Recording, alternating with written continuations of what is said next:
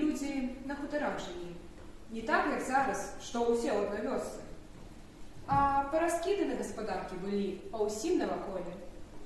І толькі час ад часу збіраліся суседзі, каб пагаманіць, распавесці пра тое, што чулі. Ці запрасілі сябе ў госці, або на якую нядкладную працу, абяцаючы ці шчыра заплаціць, ці адробіць потым, як з'явіцца неабходнасць. Розныя людзі жылі, але найболее сумленныя, працавітыя. І вось аднаго разу прыпіўся на хутар адстаўны салдат. Вядома ж, што ён мог выслужыць сваю царскую службу, якіх пару рублёў, ды колькі бліскучых медалёў.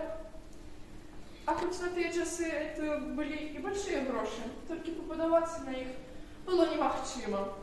Вось і хадзіў адстаўны салдат па хутарах, прасіў у людзей дапамогі.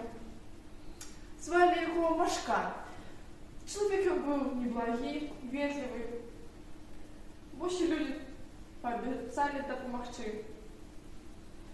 Але запросить, то запросил, а треба ж нечым мужчин і частовать, бо яны ж не просто так разбираются, а будуть кожний день зранку до вечора тяжко працевать. То и сёе прикупил солдат, нечто спохотливые соседи дали, але усё ровно было маловато. И он и сам это отшувал. А под боком у его же старый дед, Сахвей ягоное ім'я было. И таким же той старый схватный был, что во усім наваколе пошукать не знайдеш. Вось да яго и звернулся Машкан, как позычил тое, сёе с присмаку. А далей было так.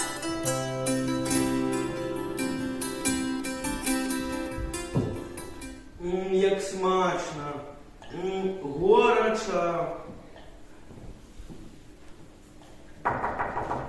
Паважаны Сахвей! Нема у меня нічого, Машкан, нема. Але ж голодные люди, не працаўнікі.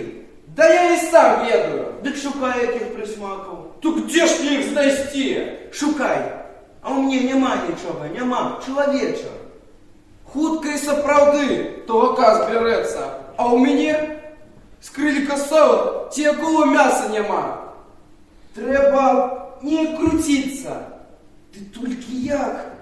Прамовіў гэта Машкан сам сабе і прылёг на духмяную траву.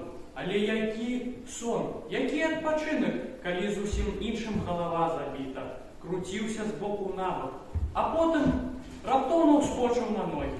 А што? А чаму не выйсці? Чаму не? Цяпер ты у меня поскачешь, старый злыдзень. Цяпер ты у меня будешь ведаць, як з мяне здзеквацца. Старый дед позяхал на печ. На дворы уже цямнела. Што рабіць чалавеку пад старасці гадоў, калі ён мае моцную гаспадарку, калі у яго ўсё ёсць, калі на яго пастаянна працуе пару парабкаў. А тым часам на вуліцы не ўсе спаць.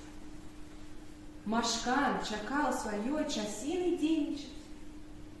Праспявалі другія пеўні, і ён амаль нячутна праслязнуў да кладоўкі, где у старого гаспадара хранілася ўсё сала ды мяса. Машкан дзейнічаў.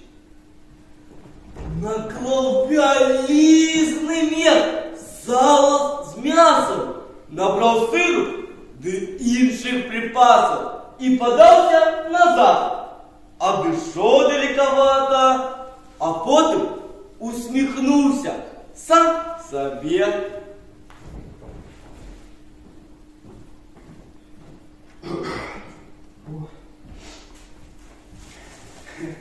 Что это я у человека нават дозволу не запытался.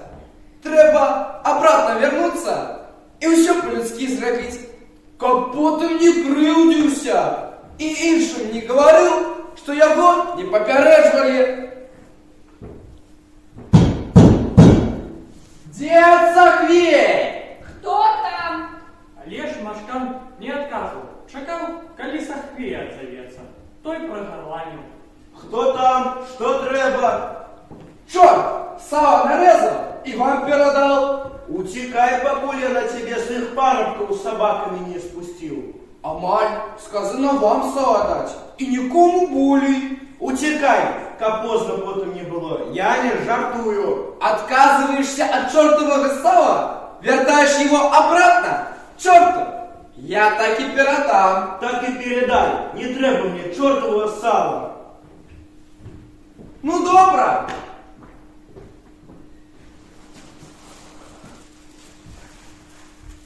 Пошел солдат покладышься, дошел сава, понизгадышься. Не брал, не крал, сам Сахвей подаровал. Сабраліся людзі на талаку да Машкана. Працавалі шчыра, ды елі смачна. Ды яшчэ і гаспадара хвалілі, што частуе іх, не шкадуючы. А старый Сахвей, знайшоўшы прапажу, прибег на будовлю, сховался у кустови и захарлал. Машкан злодей, и усе вы тут машканы. Калі хату поставили, то і той хутор Машканами прозвали. А потім і вёска в яго почалась.